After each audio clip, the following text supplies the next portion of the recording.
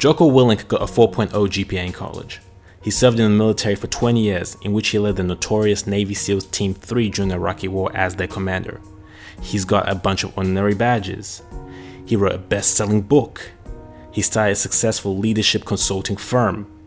His YouTube channel and podcast get millions of views.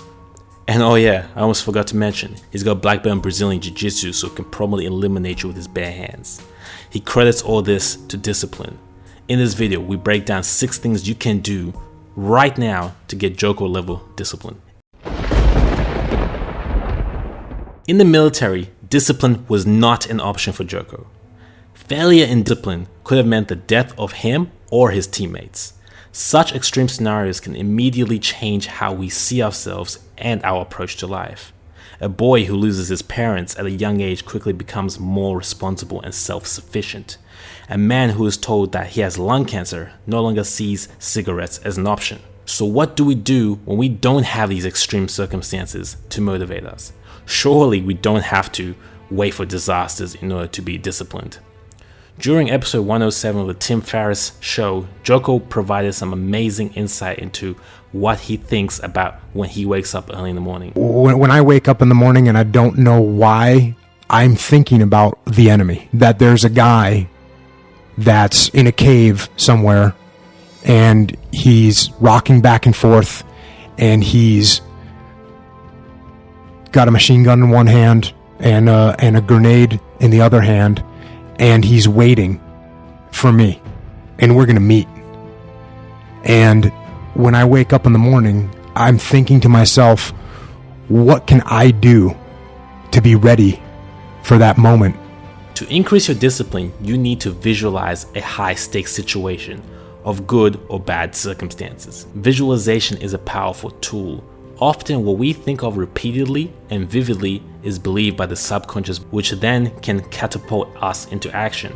The first man to deadlift 500 kilograms, Eddie Hall, attributes the success of his lift to a visualization of a deep and dark situation. The only way to get it out of you is for someone to get a gun to your head, live or die, pull that weight off the floor. And obviously I can't do that on the day. I can't get someone to put a shotgun to my face. That's the scenario I had to create in my head. Okay. And with a psychiatrist, with a hypnotherapist, we worked together and we got it to a point where I was able to create a scenario in my head that when I walked up to the 500 kilo, I wasn't lifting 500 kilo off the floor. I was lifting a car off of my kids. In order to use visualization effectively, we must first find out if we are motivated by positive or negative situations. Ask yourself a simple question. When you studied at school, did getting a good grade motivate you, or the fear of failing? Whatever affects you emotionally, find it and visualize it vividly and use it to get you to do the work. When someone asked Jocko how he was able to wake up and work out at 4:30 a.m. every single morning, this is what he said. Or you can pick a song that starts off nice and mellow and that kind of builds. You gotta have the gear pre-staged. The morning gear has to be pre-staged. So, so we're not in the dressing, we're not pulling open drawers, we're not flipping on lights, we're not searching for stuff. No, we get up, we walk out of the room. Yeah. Quietly. And I'll tell you another thing, little heads up. Make sure that you turn off your secondary and your tertiary alarms. So if you're like me and you sleep with multiple alarm clocks, if you leave, because they go off sequentially, right? So shut off the secondary and tertiary alarms and then get out of the room. And then, maybe you even have your toothbrush and your toothpaste staged in another bathroom or in the kitchen or whatever. Jocko creates systems to ensure that he stays disciplined. You want to make the path of doing what needs to be done linear. The more obstacles in the way, the more opportunities for your mind to get distracted or to rationalize a way out. Make doing the work, or at least starting on it, the easiest thing. Change your environment to help facilitate in achieving your goal. For example, if you want to read more books, ensure that you have a book lying on your bed, ready to greet you before bed. If you want to eat healthy, delete all meal ordering services from your phone. Throw away any junk food and have delicious, healthy foods that you actually enjoy pre-made in the fridge. If you want to do cardio, find a sport that you love and use it for cardio. I hate the Stairmaster, but love hitting the boxing bag. Make life easier for yourself where you can. Often, we take our lives for granted and complain about things as a means of coping. Jocko is very cautious and does not complain about the things he has to do by viewing them in a different context. Whatever. Like for me, I really like a nice cold, big bottle of water. I have a big bottle of water. I completely take it for granted. Yeah, just remind me to never complain about anything ever again. When we contemplate the fact that other people in the world are battling some serious health issues such as cancer or AIDS, sleeping with no roof over their head, and starving, we can immediately stop our complaints about our insignificant problems. Going for a run doesn't seem so bad when you contemplate the fact that you're lucky to have legs. Working on your business and having to make sales calls isn't so daunting when you realize that there were people that worked in mines, pickaxing away at some rocks to find some blood diamonds. That was their job. You really have nothing to complain about. Just do the work. Jocko's most popular video is called Good. It explains his philosophy towards seemingly negative events. Things are going bad.